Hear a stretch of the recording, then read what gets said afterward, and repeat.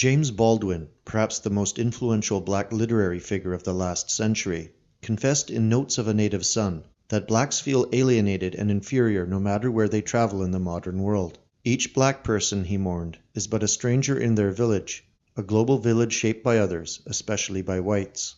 He wrote, "For this village, even were it comparably more remote and incredibly more primitive, is the West onto which I have been so strangely grafted. These people cannot be, from the point of view of power, strangers anywhere in the world. They have made the modern world, in effect, even if they do not know it. The most illiterate among them is related, in a way that I am not, to Dante, Shakespeare, Michelangelo, Aeschylus, Da Vinci, Rembrandt, and Racine.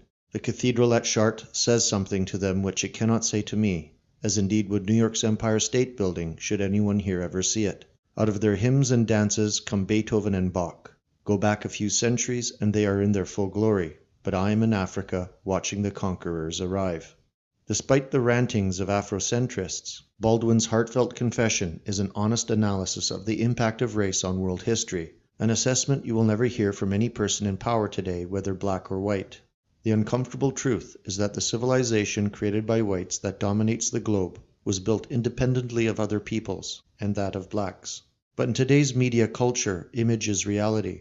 Thus, the mainstream media is attempting to reverse Baldwin's reflections on real-world history via the fantasy land of Wakanda and the massive marketing campaign for the new film Black Panther.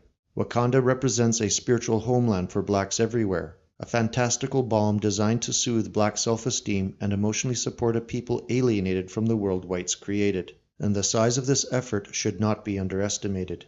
Ryan Coogler, the black director of the film, noted that Wakanda serves as a wish fulfillment for blacks. "I think that Wakanda is the ultimate African fantasy, a place that was able to maintain dominion over their natural resource, able to control it, able to use it to grow, scientifically and culturally, and to be able to defend it from people who wanted to take it," he said. The ecstatic response from blacks shows that this appeal to racial pride is a huge success. Black people all across America are holding parties and seeing the movie in large groups. The character of Black Panther himself is being interpreted as an avatar of global black identity, and this is intentional. Part of the new film's emotional and visual appeal lies in the fact that Wakanda has never been colonized. It thus serves a psychological dual purpose. By reversing the real-world history of contact between Africa and Western civilization, and providing a powerful mythology about what blacks could accomplish without white interference.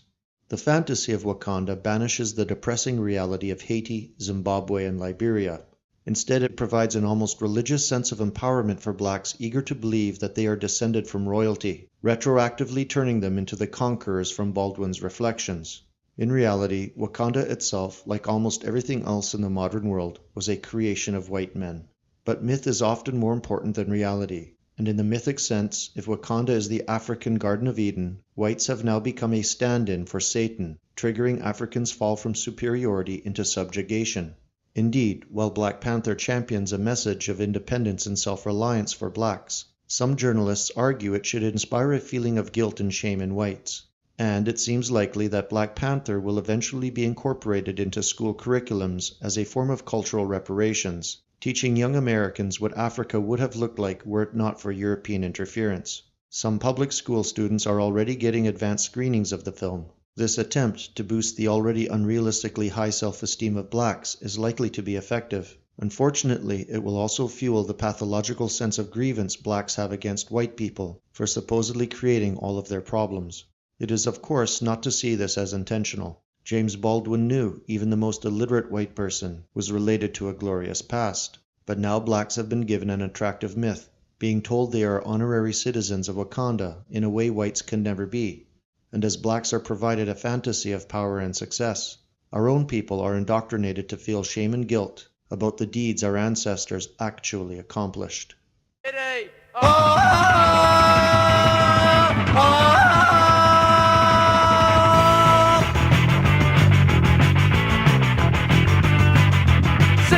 Jungle with the long tall grass, sits fat Eddie on his big black ass.